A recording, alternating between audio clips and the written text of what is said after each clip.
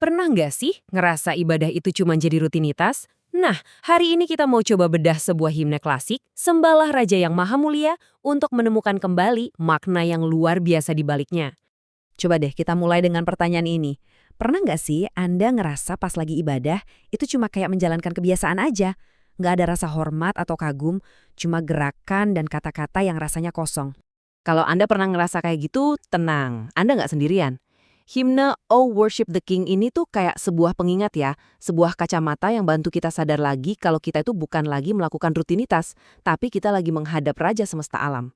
Himne ini ditulis oleh Robert Grant dan inspirasinya datang dari Mazmur 104. Mazmur ini pada dasarnya adalah sebuah puisi yang super indah tentang gimana seluruh ciptaan dari langit sampai lautan itu semua memancarkan kebesaran Tuhan. Oke, kita masuk ke poin pertama yang ditekankan banget di himne ini, kemuliaan Tuhan yang tak terbatas. Inilah fondasi dari penyembahan kita yang sebenarnya. Terus apa sih sebetulnya arti kemuliaan Tuhan itu? Gini loh, artinya dia itu berdaulat mutlak atas segalanya. Dia yang memerintah dengan kuasa yang gak tertandingi dan hikmat yang gak bisa kita selami. Dia begitu agung dan gak ada satupun yang bisa membatasinya. Kebesarannya itu saking luar biasanya, sampai-sampai nggak ada manusia yang bisa ngerti sepenuhnya. Persis seperti kata pemazmur. Kebesarannya itu nggak terselami. Ini sebuah misteri yang seharusnya bikin kita, wow, takjub. Lalu, efeknya buat kita apa dong? Nah, ini yang penting. Ini mengubah total cara kita mendekati Tuhan. Kita datang kepadanya bukan asal-asalan, tapi dengan rasa hormat yang benar-benar dalam. Ini pengingat bahwa dia adalah raja, dan penyembahan yang sejati itu dimulai dari rasa kagum akan kebesarannya. Dan ternyata nih, raja yang super mulia ini bukan cuma agung, tapi juga penguasa perkasa atas seluruh alam semesta. Himne ini pakai bahasa yang puitis dan keren banget buat ngegambarin kuasanya. Coba bayangin deh, angin itu bergerak sebagai utusannya, awan jadi keretanya di langit, dan cahaya yang terang benderang itu adalah pakaiannya. Seluruh alam semesta ada di bawah kendalinya yang penuh. Nah, disinilah letak tenangnya buat kita.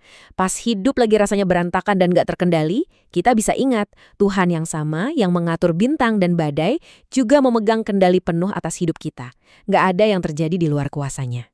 Oke, nah sekarang ada pergeseran yang menarik banget nih.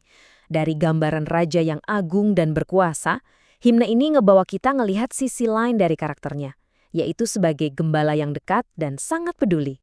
Coba pikirin deh, raja yang sama yang memerintah alam semesta itu, dia juga loh yang ngasih kita setiap tarikan napas. Dialah yang menyediakan semua yang kita butuhkan, menjaga kita dan menopang kita setiap saat. Kita sering lupa kan, kalau kita masih bisa hidup hari ini, itu semata-mata karena kasih-Nya.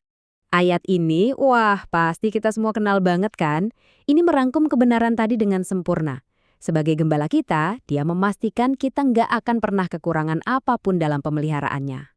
Jadi intinya apa? Intinya adalah pemahaman bahwa Tuhan adalah gembala kita, itu jadi obat penawar langsung buat rasa khawatir. Daripada kita cemas, kita diajak untuk bersandar dan percaya penuh pada pemeliharaannya.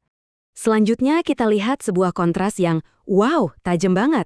Keterbatasan kita sebagai manusia yang rapuh di satu sisi, dan kesetiaan Tuhan yang tak berkesudahan di sisi lain. Jadi, di satu sisi, ada kita nih, manusia, yang digambarkan sebagai anak-anak debu, lemah, rapuh, dan gampang banget jatuh. Nah, di sisi lain, ada Tuhan yang penuh kasih, setia, dan tahu persis betapa rapuhnya kita ini. Dan yang luar biasa, Tuhan itu nggak kaget loh sama kelemahan kita. Dia tahu persis kita ini terbuat dari apa, dia ingat kalau kita ini cuma debu. Dan pengetahuannya ini bukan buat menghakimi, tapi justru didasari oleh belas kasihannya. Ini benar-benar ngubah cara kita mandang kelemahan kan?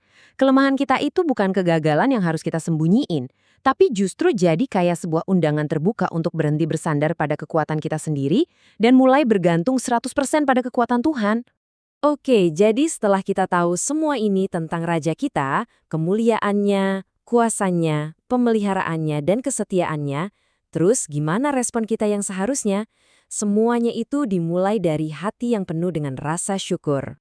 Penyembahan yang sejati itu bukan cuma soal gerakan atau aktivitas di luar, tapi ini adalah respons dari dalam Dari hati yang benar-benar kenal siapa Tuhan dan apa yang udah dia lakukan.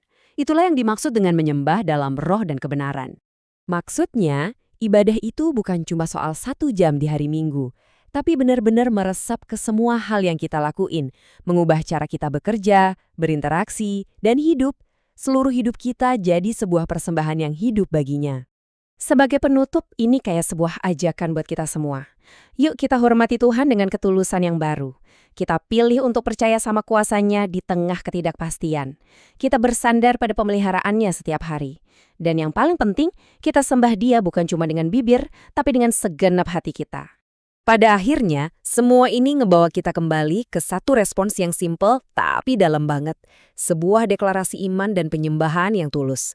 Semoga ini jadi seruan hati kita, bukan cuma hari ini, tapi setiap hari.